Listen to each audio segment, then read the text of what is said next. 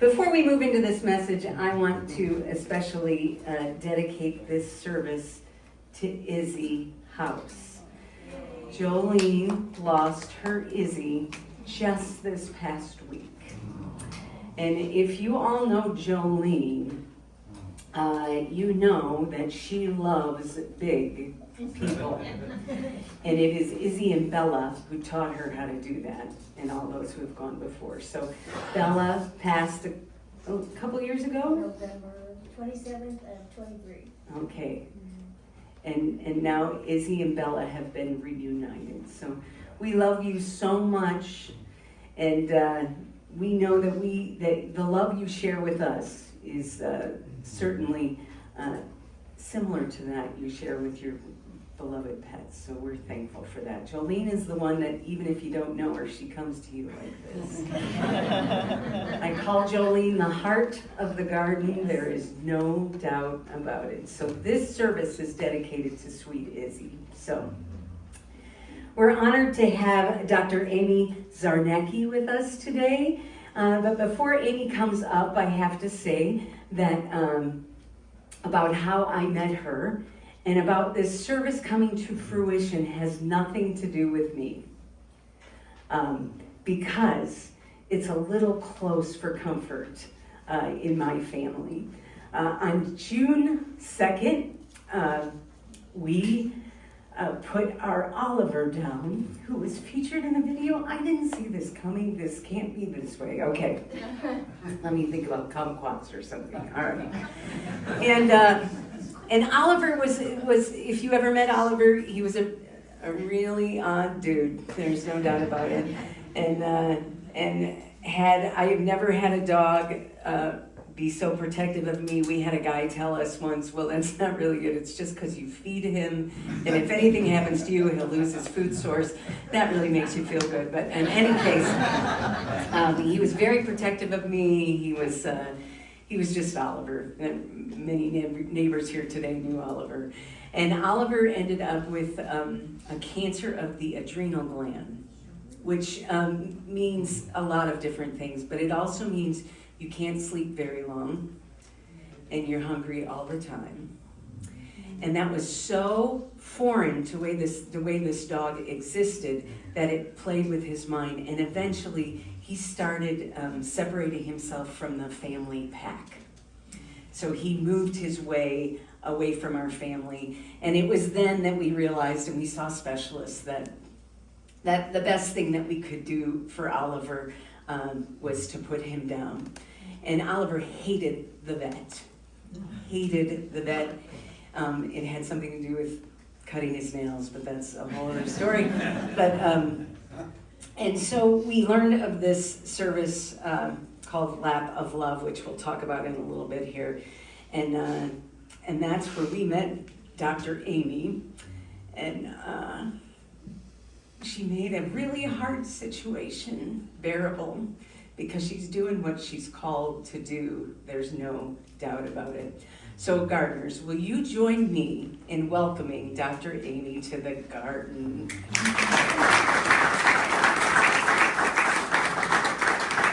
Thank you.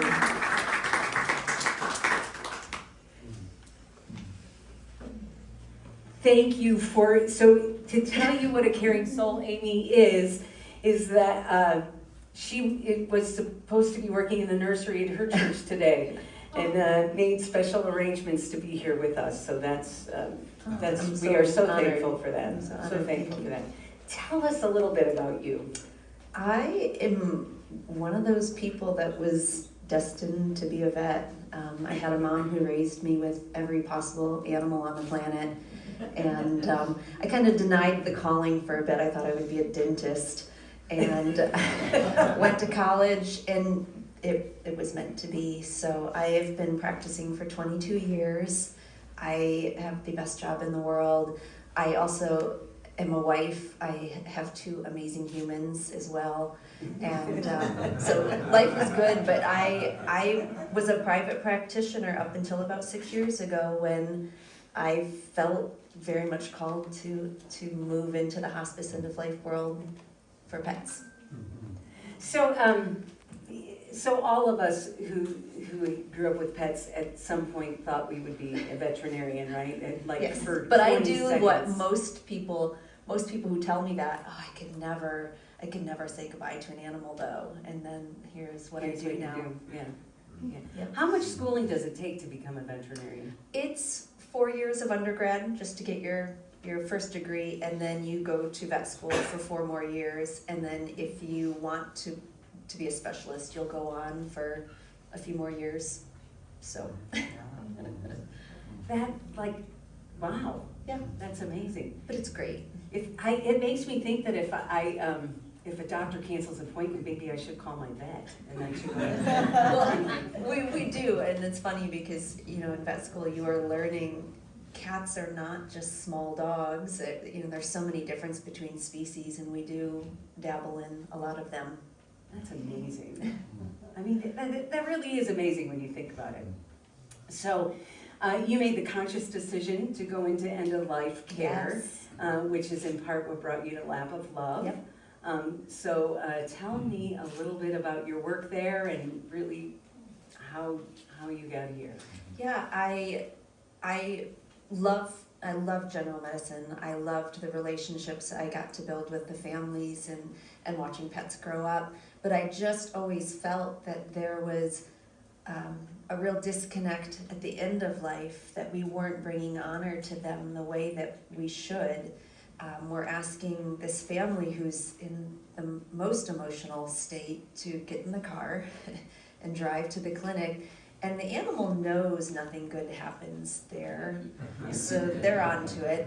And then I think the hardest for me, because again, these were people that I'd known for years. I practiced most of my career in Savannah, Georgia, and watching them just pick up the leash or pick up a carrier and leave was really hard.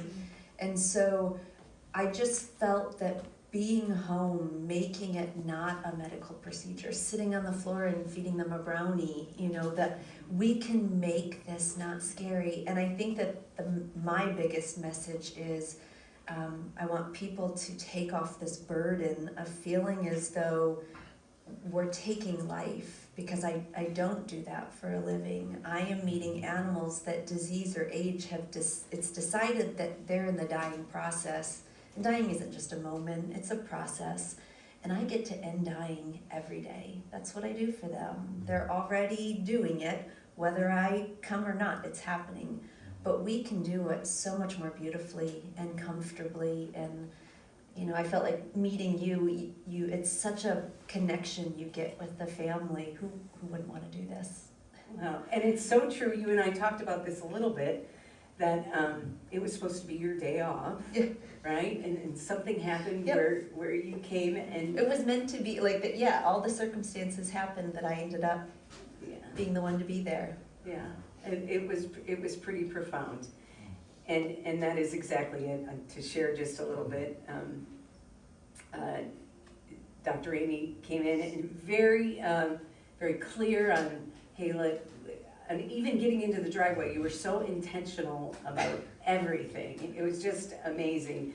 And then you came in with that brownie and That's why I won him over. Yes, that's exactly it.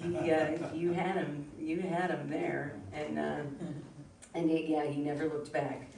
And but not only that, but you took time. My dad passed away in September, and we shared that with you. And my mom was with us, and you took that into account as well. And you're a really good pastor. Oh. You really are. And then not only the humans, but you acknowledge the other animals Yeah. as well. Yeah, they feel it. There's a huge shift in the household and the emotions and those other animals. It affects them. Well, and you took the time to talk about that as well. You talked about maybe letting Oliver's toys stay around for Wesley, who I thought, Wesley's not right. I love him. We always say Wesley is 110% inbred, but that's beside the point. But they had gotten to the point where they weren't even acknowledging one another anymore, and Wesley still now. So there's still a bucket of Oliver's toys that we haven't done anything with, and he still will go over there and get the fabric toys and pull them out. And you said that he'll smell them for a really long time. So we had Wesley, who you had come, and both pets before and after. And then we also have a 25-pound cat named Winston. And Winston and Oliver did not have the best relationship. Winston was literally, I just don't know what else to say, but so teed off when Oliver came on the scene. I think Winston thought he was the only animal in the universe. And then Oliver came. But you said so we brought Winston by before. And then after, if you recall. I actually think I said, whoa, that's a lot of cat. That is right. But then, if you recall, after you shared with us that Oliver was gone, Winston came and laid right by Oliver as if to say, I'm in charge again. So, I mean, that little bit of humor, it was kind of funny. And he actually has been in charge ever since. There's no doubt about it. So, as a recipient of, you did this as well. You made a little footprint of Oliver, and then a little bit of his fur, which we have held on to, and will always hold on to. And then not only you do the whole process, if we want cremation, you offer that as well, and you're just amazing. You could be working at a funeral home. You really could. You were amazing. So, as someone who's received those gifts, I can honestly say you are called to be doing the work that you're doing. And I know that there are even others in the congregation who when I said Dr. Amy, they're like, Dr. Amy has been to my house too. So I've met a lot of people in my 6 years here in Indianapolis area. So. Well, we're all blessed to have you. There's no doubt about it. So today we're talking not only about death, about pets, and about our faith, right? So I wanted to just hit a little bit on a little bit of theology around all of this, and please feel free to add in if you'd like to. But over the years, I have participated in services more often when I was at a large church like St. Luke's, and I was an associate pastor, and people felt comfortable saying, hey, can you come and pray for my dog or my cat or whatever. So I have been to services for dogs, cats, one of the police horses. These are important bonds that people have. And so over the years, early on in my ministry, I determined that the love of a pet is a profound gift that we need to pay attention to. I noted earlier that in the Christian faith, we're not as good about acknowledging the role of animals in our lives. We haven't been able to, traditionally it's been hard for us because Jesus didn't really talk about the animals as much as we would have liked him to. But so I just make it all up in my head that, he loved creation and he calls us to care for creation. And, from the very beginning, we are given we're giving some responsibility, dominion over creation, which means it's our job to care for, to love and care for.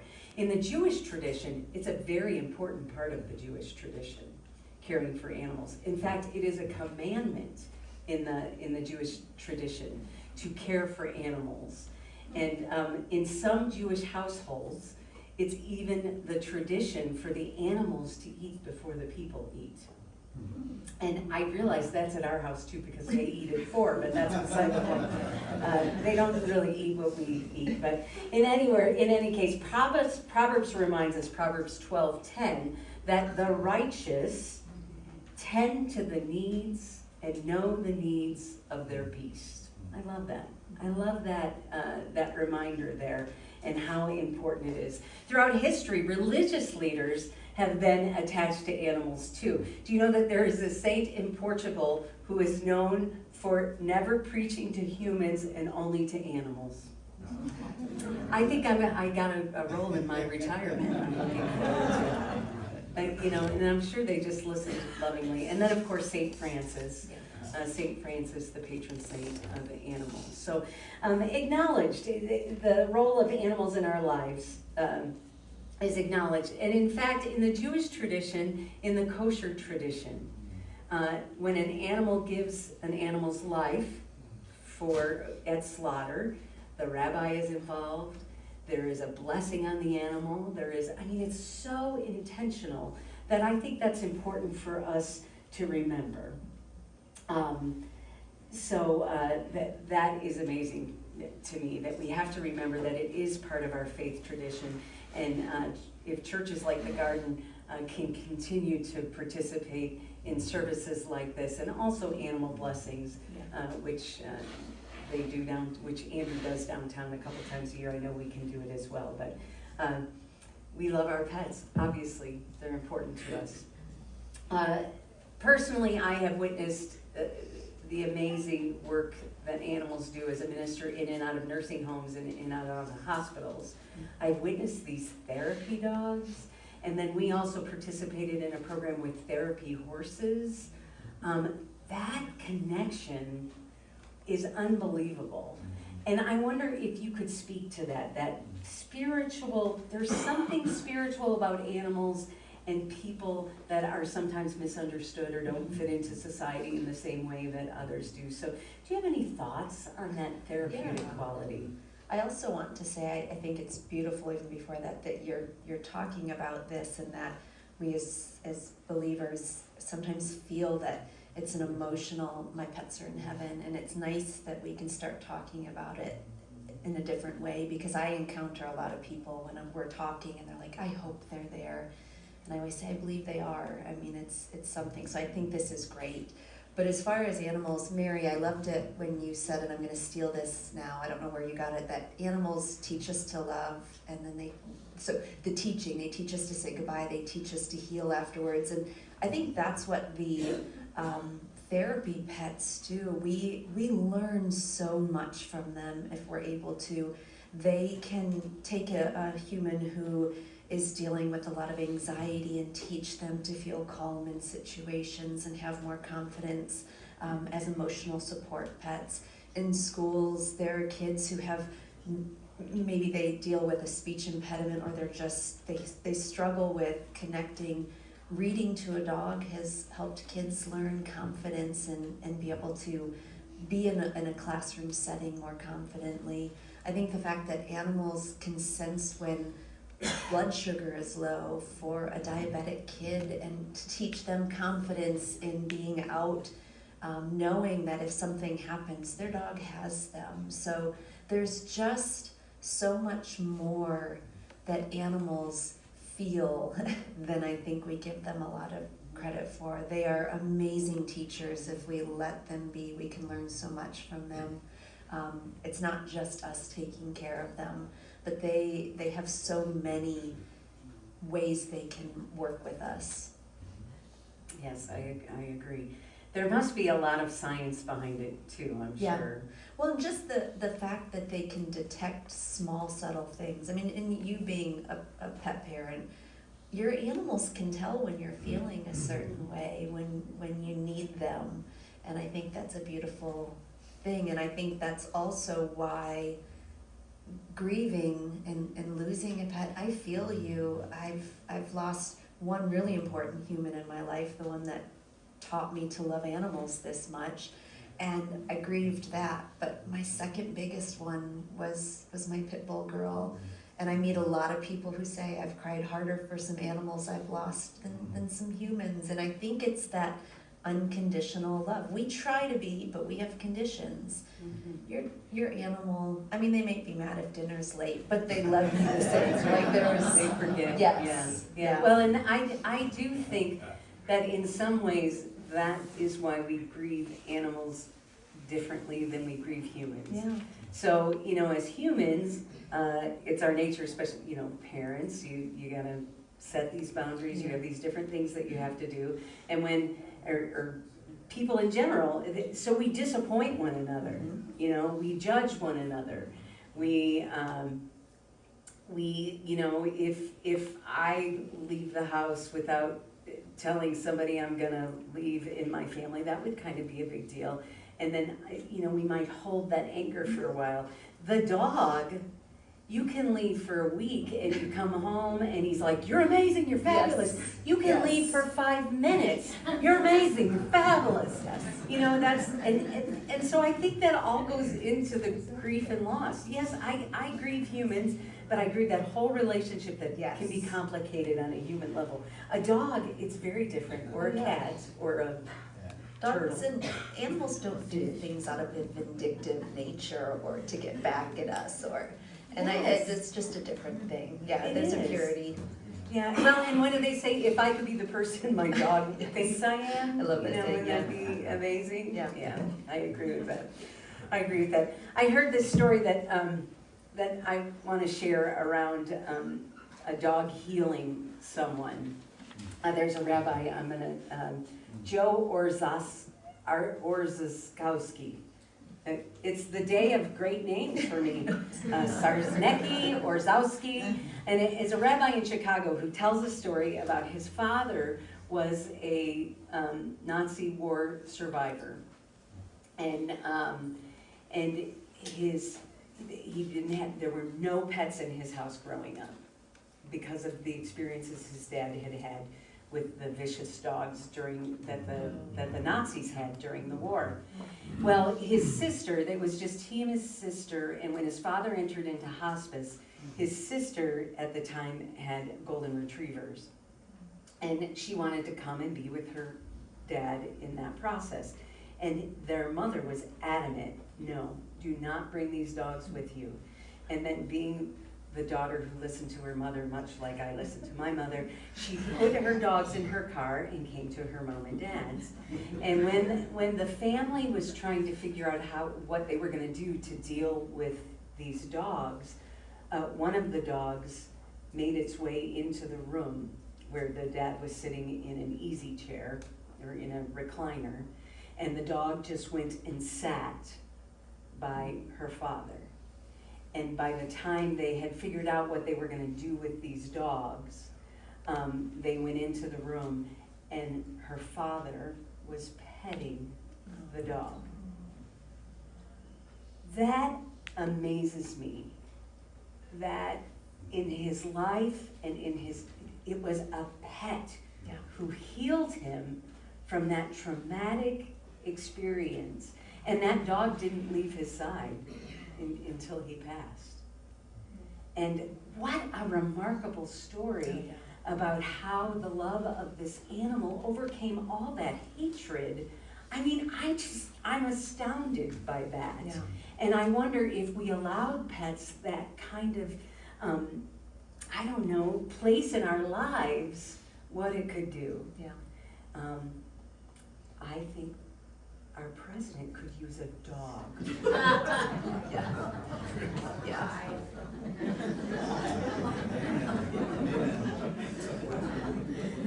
Just a thought. A big fluffy thing that would lick his face till it turned white again. I'm so sorry. I'm sorry, Amy. They are used to me. These people are used to me. No politics in church. Everybody knows that.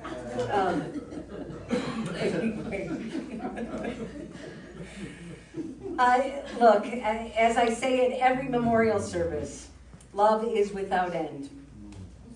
And the love that these beings share with us for a much shorter time than most of the people in our lives is so profound that it fills us to overflowing. Those of us who get it, those who don't get it, they don't get it, and that's okay. Yeah.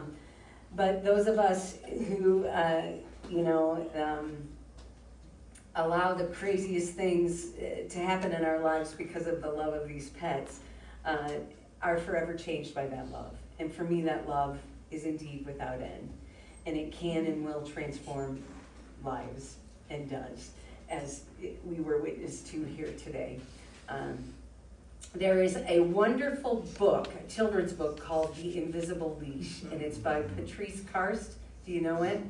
And it's about, it's a book written for children to deal with the loss of a pet. It tells the story of this little guy named Zach, whose dog dies. And Emily, his friend, after his dog dies, says to Zach, when our pets aren't with us anymore, an invisible leash connects our hearts to each other forever. Zach, in the midst of his grief, really struggles with her saying this.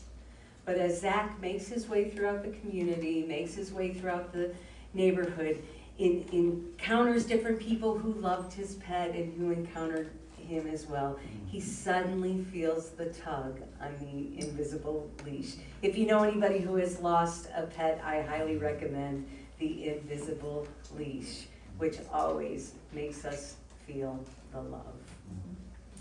Amy, on your website, under your bio, there is a beautiful poem that's shared, written by your daughter. And you had mentioned your pet that forever changed you. Do you feel comfortable first telling us a little bit about this pet? And then if you would share your beautiful daughter Addison's poem. Okay. Yeah, it's, I think those of us who have been loved by pets know the term heart dog or soul cat. And, you know, I currently have 3 dogs at home and I love them all, but my Maisie will always forever be my heart dog. She will take up more real estate, just forever.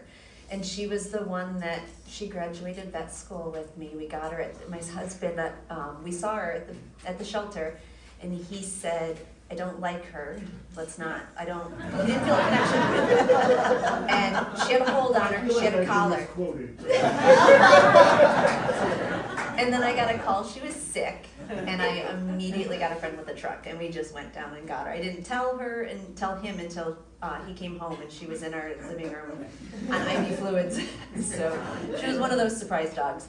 She went through vet school, she helped me raise 2 kids, she moved from Michigan to DC to Georgia. She was always ready. She went to kindergarten classes and helped me teach kids how to safely approach pets. She was a pit bull, and she was such a wonderful example of her breed. So she was with us for 14 years, and I think saying goodbye to her helped me understand more deeply the struggle of the families I helped, because I was panicking and I kept canceling doing it, and I realized when my husband said that he thought she was more just alive than living anymore.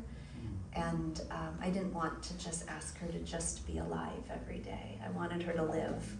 And so I had to realize it wasn't about me being ready, but she was ready. And we were in the backyard and helped her at home without fear, pain. I mean, it was just, it's what she deserved. Eating a Twizzler. I wasn't doing brownies then. She had Twizzlers and ice cream. Okay. So. Well, and from that experience, was she 10? She was 14. Or my daughter was 10 when she wrote the poem, Yeah. about 10. Yeah. So. Your daughter wrote a poem. Yep. And I'd like to end this message with this beautiful poem. Yeah, and if she might be watching right now. So, she wrote this when she was 10 about her furry big sister that was alive for her whole life. She was born into Maisie's life too. I mean, we had already had her. And it was entitled it Letting Go. My mood was dark that summer day. She got too old to even play. My heart ached as I drew her near. All I wanted was to ease her fear. On a blanket under her favorite tree, we made the choice to set her free. I buried my face in her soft orange fur. I'd never known my life without her. As minutes passed, her heart began to slow. It was so hard to finally let her go. I sat there in silence, not knowing what to say. Then my dad gently picked her up and carried her away.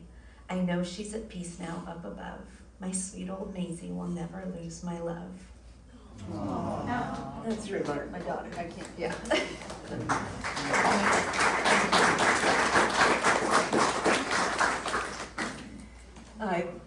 Right before let's pray. Let's pray, and then I want to ask you another question about something else you're involved in. So will you pray with me? God, you touch our lives and our hearts with these amazing little beings. And we are forever grateful for the unconditional love of our pets.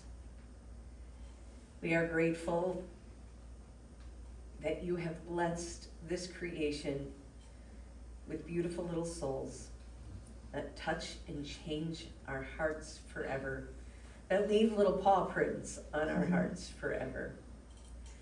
Remind us on this day that love is without end, and we are forever thankful for the unconditional love of our pets. Remind us that indeed there is an invisible leash of love. Amen. Right before this service started, you shared something with me about a group that you're involved in here.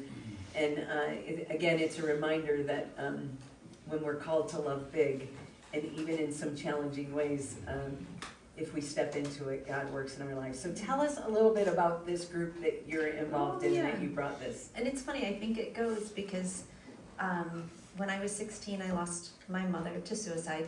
She was an amazing human who had a deep love for animals, and I think animals helped her with her mental illness and feeling whole. And so she instilled that love in me, so I do say I'm here doing this work because of her. But going through life with that loss, it can be a very alone feeling. It doesn't feel like other losses. And so a friend of mine who lost a father, we started a support group. We're not we're not mental health counselors, we're not grief counselors, but we are just people who've lived it. And so we have a survivor of suicide group for anyone who's lost a loved one, a friend or family member to suicide. And we meet on the third Wednesday of every month just to walk through life so we can talk about things without having to worry about the look on people's faces when you bring it up. And it really is trying to just get rid of the stigma of this type of loss, that it's a loss that leaves a lot of questions, unanswered questions, and we're there to be there for each other. And where do you do this at? We meet, Genesis Church up on Old Meridian has offered us a space to meet and do this. It's not a faith-based group. I want anyone I don't want any roadblocks for people to come and feel part of a community and have support, so. If anybody has questions after the service about this absolutely, group, or pets, or the Laughs of Love, Yeah. you'll be available? Absolutely, Yeah. absolutely.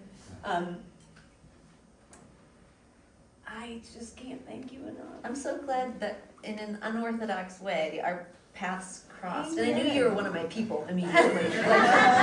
Immediately.